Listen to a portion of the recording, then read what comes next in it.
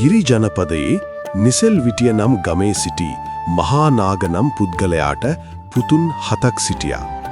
ඉන් බාලම පුත්‍රයා වුණු ගෝඨ නිකරුණේ කාලය කාදමමින් සිටියා. එම නිසාම ඔහුගේ සහෝදරයින් මවට චෝදනා කළේ ගෝඨ කිසිදු ගොවිතැන් වැඩකට සහාය නොවන බව කියමින්.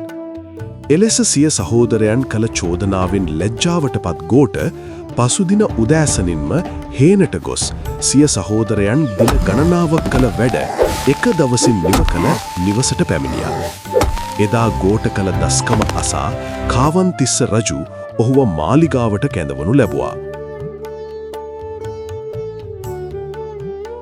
විජිතපුර සටනේදී පොල්ගස් උදුරාගෙන සිය සතුරන්ට පහරපිට පහර එල්ල කරමින් ගෝඨයිම්බර යෝධයා විශාල සතුරන් පිරිසක් විනාශ කර දැමූ බව සඳහන් වෙනවා.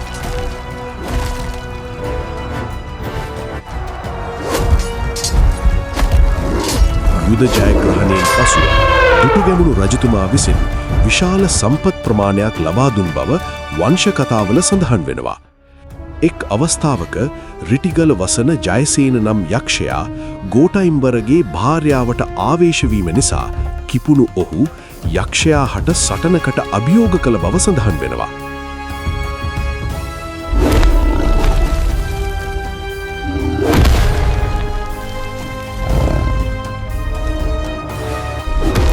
මේ සටනේදී යක්ෂයාගේ හිස කදින් වෙන් වී යන පරිද්දෙන් ගෝඨයිම්බර විසින් පාපහරක් එල්ල කර යක්ෂයා පරාජය කර දැමූ බව සඳහන් වෙනවා. පසුව යක්ෂයාගේ හිස වෙනුවට වලස් හිසක් සවි කළ මහා සෝනා යකා ගැන ජනප්‍රවාදයක් ඇති වුණා.